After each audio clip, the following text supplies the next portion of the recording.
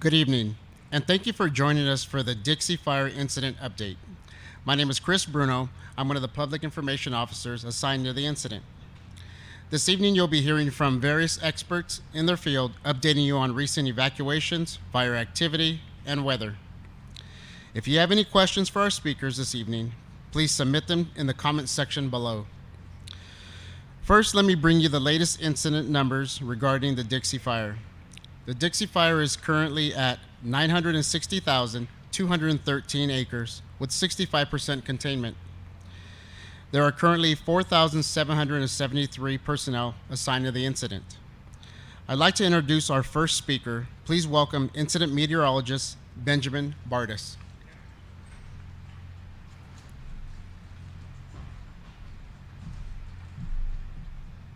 Evening, I'm Incident Meteorologist Ben Bardis here on the Dixie Fire West Zone. So just a quick weather update tonight. We had that cold front that passed through a couple nights back, brought some thunderstorms, some showers. Some areas got some good rain, some areas didn't, and then that swept through yesterday morning. And now we have pretty nice weather, and we don't really have anything in the forecast for this week that's really going to change that, so we can expect a pretty quiet weather week ahead. One thing I'm highlighting on the fire that I'm going to be paying attention to are our relative humidities. Even though the temperatures are cooler and are expected to stay that way, the air that we now have in place over the fire is pretty dry. So we're going to be looking at relative humidities starting to drop back into the teens. In fact, they did already today over the fire in the afternoon, and then maximum relative humidity, i.e. recovery of those humidities at night, is going to start to decrease, and we're not going to really get good recoveries overnight that we have from the moisture that's dropped. So basically that moisture we got has evaporated off, it's exited the area, and we're going to start drying out again. So that's really going to be my focus, is the returning to dry weather. Other than that, cooler temperatures out there, so enjoy those, and we're going to be keeping a close eye out for things here on the fire. Thanks.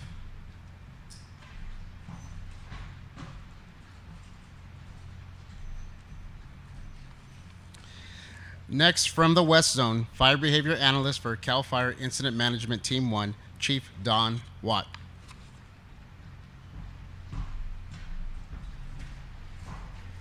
Good evening. Don Watt, Fire Behavior Analyst, CAL FIRE Incident Management Team 1. So we saw that we had the cooler weather. It's got a little rain, a little more rain down the southern end of the fire. The north end, we got about a quarter inch or so the other day. So what we're looking at now is it's holding a little bit of that moisture today. It'll start drying out, as you heard the IMET say, and we'll continue to see that drying out. We're going to continue to see some interior fuels burning, especially in this top part. Those heavy dead and down materials will continue to burn out, which is good. They'll consume up and be less of a threat. There is still potential for the fire to spread in certain areas. They are working on getting a line around, but that threat has really calmed down as we get the relative humidity recovering at night. We'll see that again tonight with better recoveries than we had seen in the past. That will start to wane off. Eventually there will be some more activity, especially on the interior portions.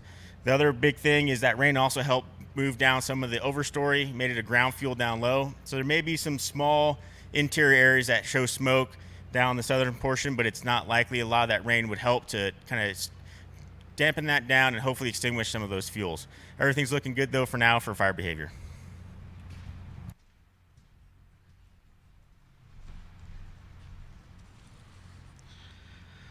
From the West Zone, Operations Section Chief for CAL FIRE Incident Management Team 1, Chief Tony Brunel.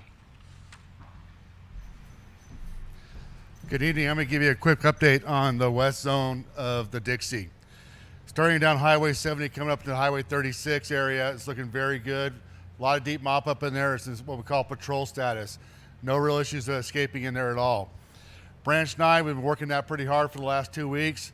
We've had no issues in there. We're in the process of pulling out the hose. The only area we're keeping an eye on is Stumps Ranch. In the Stumps Ranch, we have an area we call the peat bog. It's actually in an old meadow that's skunky around there. It's very difficult to put out, but we're still working on it. Working up into branch 13 and branch 15, that's where we had the issue a couple days ago where it came out of there pretty fast. We have line from the bottom of the fire up to Highway 44. There's a small section down here in the park. We're looking at tying that in real soon. We're looking at going direct on that as much as we can. The old station area had fire pretty close to it, and we're mopping up pretty aggressively. We're trying to get that in there as mopped up so we get people repopulated, but it's going to take a little time So give us a little bit. We'll get that mopped up and get you back in your home. Above 44, and it comes back down into 44, we have line on that entire section. So it means we got dozer line on it, we have hose line on it, or hand line on it, or all the three, because it's been stitched together in there because of the plateaus. So it's holding very well right now. We're in there aggressively mopping up because we know this fire's been actually, every once in a while, it just tries to get away. So we're in there mopping it up, make sure it doesn't get away. Moving down into branch 16, that's the Highway 44 corridor. It's held for 4 days. It's been wind tested. We're in there mopping up. It's getting pretty close to putting that one to bed. Going down to A21 Road and ST&U and down into Westwood and Almanor, looking really, really good. No issues in there the last 2 days. We still have a presence in there taking care of the Meadow Lakes area, Meadow Valley Lakes, and Almanor getting in there, make sure there's nothing around the houses and make sure it's secured. Moving down to 36 corridor, we're looking really good. We've had no issues in there. And then the Janesville area, we have presence in there. Keep an eye on those structures, and we're mopping up around those structures in that 30,000 acre spot. It's taking time. This is a lot of line to cover, but we're making great progress. Thank you.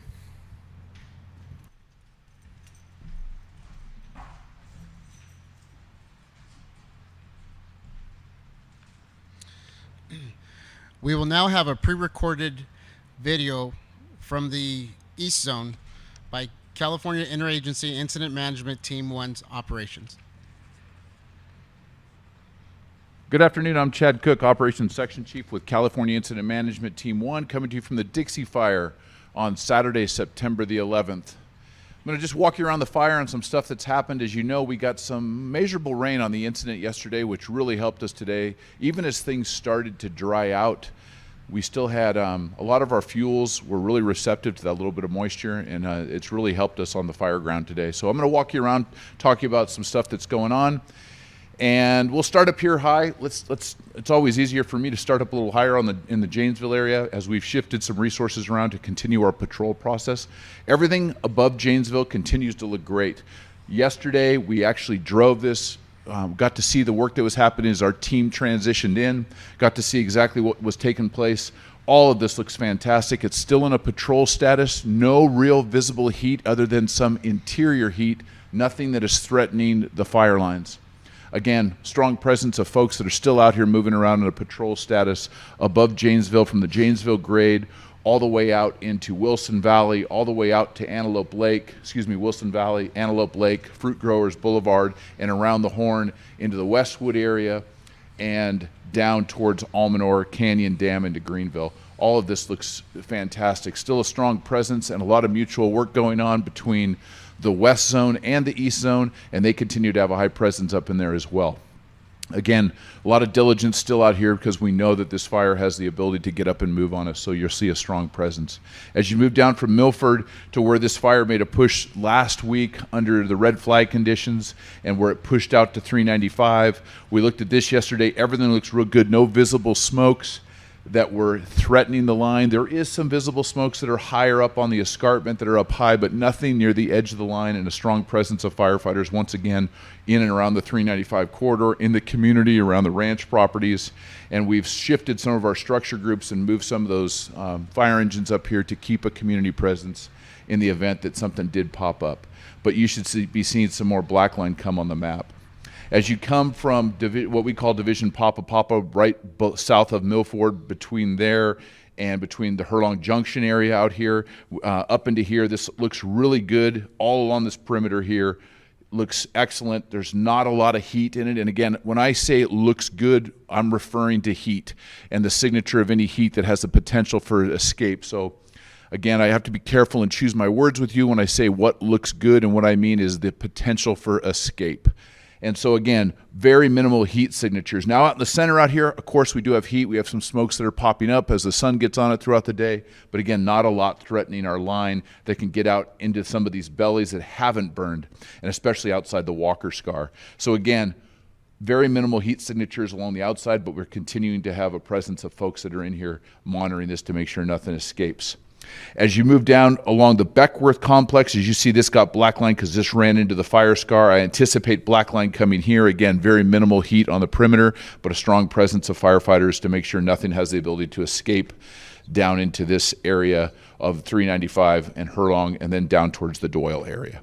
So as you move up again to Dixie Mountain, the lookout tower and the rock outcropping that's up there, we flew this morning. We flew this entire southern, I'll call it the southeasterly side of the fire. Again, very few smokes up around H68, which is one of our helispot locations, and up near the tower that's up top. It looked really good. There's a piece of hand line that comes back down into some dozer line that takes us back down into the flats, down into Dixie Valley in here and over to Coyote Hills. This looks excellent. We had a strong presence in there again. Want to make sure that we're getting this buttoned up in case we get a north wind. We have a secure hold on this. This looks really, really good. Again, very, very minimal on any heat. We're going to continue our presence in here on these smokes to make sure that we can take care of some of these heavies. One of the terms that we keep using is our heavies. We're talking stump holes, large logs, down trees and stuff that continues to smolder. That wetting rain did really good for our ground fuels, but those heavier ones continue to smoke and put off a little bit of heat, and that's what we're paying attention to. As you move down into Dixie Valley, into the Beckworth-Genesee Road out to the 70, this road, you continue to see firefighters working this and some prep that was done in mastication in the event there was to have an escape here, and these lines are looking really good in the event we have like a backup plan if something were to escape. So that continues, that work continues, backhaul of equipment and supplies continues all through here. As you move out into this valley, again, you know, if you're familiar with this area and on this Beckworth-Genesee Road, you get into this valley out here that's very meadowy out here. This all looks really good. No heat signatures on our infrared that we could see, which tells us that you'll see some black line coming into this. As we get over here into this Turner Ridge area that you show all the way out here that comes out of Lake Davis and into this general area here. This area here is where we worked some aircraft today. Even with the measurable rain that we did receive, we did have some heavy fuels that were burning out in here, and we did work some aircraft in this area because it's one of our trouble spots where we do have some heat still. Granted, there's not a lot of room for escape from going this way because it's black, going this way because it's black. The lake is on the south side, but there is some ability for it to move this way, so we're paying a lot of attention and making sure that we don't have an escape on this end here. That continues again on the far eastern edge of that Turner Ridge.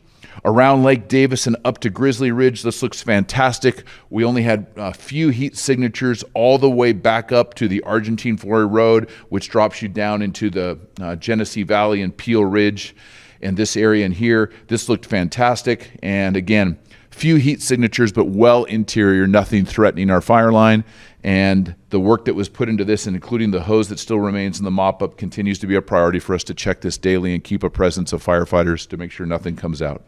If you're looking overall on the incident from Quincy, from anywhere in the 70 corridor, from Kronberg, Greenhorn, East Quincy, all the way out to Portola, and you look out, you'll see virtually no smoke on the incident.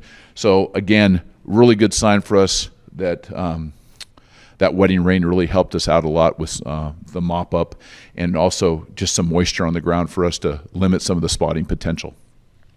As you move closer to Mount Huff and up towards the Genesee Valley and the Taylorsville area, right out in here, you know this piece of line has been a concern for people for several weeks. There's an open piece of line that's in some steep, really steep, rugged country up here. We have two hotshot crews. One has inserted from the top. Another one is coming from the bottom. We have boots on the ground here, firefighters on the ground that are monitoring this. It has had no spread, and it has very limited heat signatures. We flew that today as well. No visible smoke coming off anything near the line, only interior. We're going to keep firefighters in place for several days on this line, but they've hot spotted this and put line in where they can, in and around the rocks and where it's steep, where they can actually access and where safety allows for them to get in there and do it. But they continue a presence in here, and we feel comfortable with this piece of line right now. And every single day with their presence in there and our limited heat, we feel more and more confident with that piece of line, so that we won't have to do any more work. Around Taylorsville, again, a large presence of firefighters still in and around the community. Just as long as this line has any kind of potential, you're going to see our presence in Taylorsville. All the way around, I would call it back towards the southwest side of the incident and down into the Feather River Canyon from where the fly fire scar was, back around to Bucks Lake and out. Everything looks really good. No heat signatures on any of our infrared stuff, possibly some stuff out interior, but again, nothing threatening the line all the way back around, and you'll get that briefing from the folks that are on the west side of the incident. That's a general overview for Saturday. Again, the wetting rain was a huge benefit to all of us. California Incident Management Team 1 is back. We're back here at the incident again. We're familiar with the communities out there. We're a very open group and communicative with people. So if there's concerns and things that are going on, we're very open to them. Please get a hold of our PIO shop. And if questions, comments, things comes up, we try to communicate well with you all and let you know what's going on out there. But again, that's a general overview for Saturday that'll carry us into Sunday, and you'll see a lot of the same efforts going into tomorrow as we, again, attack any of those heat signatures that have the ability to escape the fire perimeter. So with that, have a great evening. Thank you. Our next speaker will be Unified Incident Commander Jason Loomis.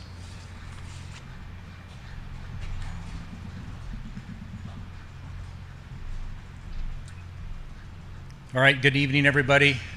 Unified Incident Commander Jason Loomis, representing the federal agencies over here on the west zone of the Dixie. So a couple of things I just want to anchor into this evening as I speak to you all. First and foremost, just the amount of effort that has been undertaken the last several days, certainly the last 3 days since we had that 10 to 12 mile run up to the north in branch 15. Just an incredible piece of work to get line around that, both mechanized line and hose lay in just a short period of time. So just a tip of the cap to the operations folks out there that's making it happen. The second thing that I want to highlight this evening is you heard Chief Cook from the East Zone talk about California Interagency Management Team 1 coming back.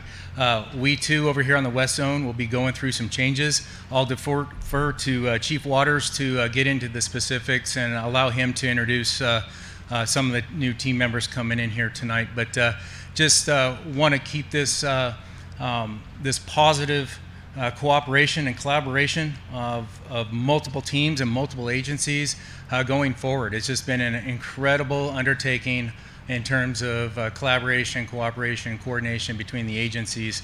And on behalf of all the federal agencies on the Dixie Fire, and in particular in the West Zone, the Lassen National Forest, the Lassen Volcanic National Park, and the BLM, we just really appreciate you all and appreciate all the work that's been done and appreciate the public that we're all here to serve. So thank you. Have a good evening.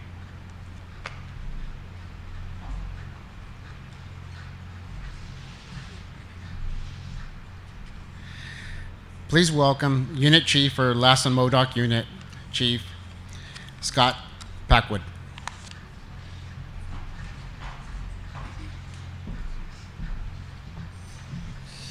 Good evening, Scott Packwood, Unit Chief, Lassen Modoc. Just wanted to cover a few things that have happened over the last week. We had some amazing work going on in the section of the fire along Highway 395 down along the west side, up west of Milford, extending down towards Doyle and tying into where the Beckworth complex burned earlier in the summer. As you've heard, both teams were working very cooperatively together. The operations chiefs from both teams put together a great plan, kept the fire from coming down into Milford. Outstanding effort in there, some very difficult line to construct and bringing that down off the escarpment. Multiple days of fire being hung up on the escarpment and firefighting going on down there late into the evening as the wind came off that slope and down into 395. So I just wanted to acknowledge the great effort that went on down there along 395. Very minimal impact to any structures and the businesses and the traffic along that highway. It was shut down several times with cooperation and coordination through law enforcement, but everything's back to a static state in that area and things are looking really good. So as mentioned, we had a transition of teams. I wanted to acknowledge the great work that was done by Great Basin Team 1, who was transitioned out of the East Zone. And as mentioned, CAL FIRE Team 1 will also be transitioning out of the West Zone. So while both of those are still in the area and going on, I just wanted to say thank you to the great effort that was put in by both those teams over the last several weeks. As also mentioned by the IMET and fire behavior, we did have some favorable weather, which helped us get around to some other areas of the fire up on the northwest area. Some great work was put in over the last 48 hours on that 12-mile run that Jason just mentioned.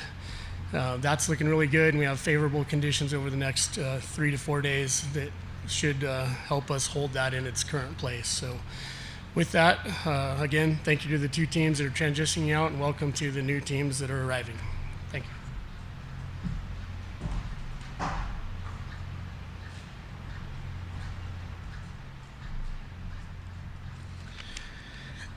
Our final speaker for the West Zone, Incident Management Team 1, Deputy Incident Commander, Chief Chris Waters.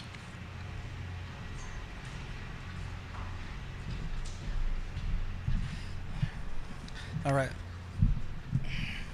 Okay, good evening, everybody. My name is Chris Waters, Deputy IC for Incident Management Team 1.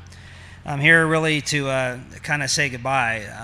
Cal Fire Incident Management Team 1 is going to be our last Facebook briefing, and we're going to be departing the incident soon, and then transitioning with California Interagency Incident Management Team 14 and Chief Watkins, and NEMO Team 1 Chief Kurth. It's kind of the natural process. We've been here for 60 days. Fire's somewhere near 1 million acres and covers 5 counties. And the natural progression is actually to transition to another organization. Before we go, though, we'd like to recognize a number of individuals that were key to the success of this operation. There's a lot of folks that are involved with this, but there's some that really stand out as an important element in us actually getting stuff done. First, I want to recognize the sheriff's offices from the 5 counties that we've been working in. Butte County Sheriff Corey Honey, Lassen County Sheriff Dean Grouden, Plumas County Sheriff Todd Johns, Shasta County Sheriff Michael Johnson, and Tehama County Sheriff Dave Hincrat, and then also the California Highway Patrol. Law enforcement provides a significant support to us, and then provides us that extra element of safety so we can do our job more efficiently. An additional element that we want to recognize is our infrastructure meetings and our infrastructure operations that go on behind the scenes. We see fire engines, you see a lot of the heavy equipment that's going down the road. You see law enforcement, helping to evacuate communities and providing traffic control operations. But our infrastructure operations that go on behind the scenes, where they meet every day, and we discuss the reestablishment of power, water, sewer, anything that is utilized by the community on a day-to-day basis that has to be restored and has to be protected while we're doing these operations. So much so that it even involves supporting local livestock operations and the movement of cattle, and then also working with the local timber operators out in the field, Sierra Pacific Industries, Collins Pine, W.M. Beatty and Associates, and some of the others. Additionally, the U.S. Forest Service has been a major player and a major partner in all of this, and in particular want to recognize Deb Bumpus from the Plumas and Shannon Prather from the Lassen, and they've both been a very important part of this operation and been with us the whole time. And of course, I know that I'm leaving a lot of those folks that we worked with out, but those are 2 that really stood out as being around here and with us and really helping us out as we went forward. Additionally, the numerous other federal agencies, National Park Service, the Bureau of Land Management, also instrumental part in our ability to get this done. Additionally, the local units, CAL FIRE local unit chiefs. There's 3 unit chiefs in particular. There's John Messina in the Butte unit, Dave Russell in the Tehama Glen unit, and then finally Scott Packwood here locally in the Lassen Modoc unit, who just spoke earlier. Also very important, they represent the community and all the local interests, and their voices for the folks that live out here, and are a big part of making sure that we are achieving the objectives set out by the community and trying to keep us hooked into local community interests. Because as an incident management team, of course, we're coming from around the state, and they really are the face of the operation. Finally, I mentioned it a couple days ago when I did a Facebook briefing about the community. And the community here, all the way from Butte County, all the way to this side of the fire, very helpful, very gracious, very kind. I can't tell you how many folks that we run into that are just, very gracious and offering up, just support, offering to buy coffee or whatever, and really extending a hand of friendship to the folks that are out in the community while we're out here working. Another thing is, I think I would be remiss, today is 9/11, and I would be remiss if I didn't say a couple of things. 9/11, when it occurred, there were 2 major wildland fires that were taking place in the state. There was the Poe fire, which was here locally, and then there was also the Darby fire, which was in Calaveras County. September is the kind of when the fire season really gets ramping up, and of course a lot of us, including myself on the Darby fire, were actually working when this thing went down. And it hit particularly hard because we knew that first responders were going to take a pretty good hit just due to the nature of their job and the involvement with the emergency services operation that was going on there. And I just want to ask you to please tonight keep the families and the folks that paid the ultimate price that day, the innocent civilians, the 343 firefighters, the 71 law enforcement professionals, civilians, military personnel, our armed forces that have been in the field for the last 20 years, and then also those folks that continue to suffer the after effects of 9/11, whether it's physical effects due to problems to their health caused by some of the things that occurred at Ground Zero, and then also the psychological part of it as well. So we want to thank all the individuals that helped us. I want to thank the community, and we bid you farewell.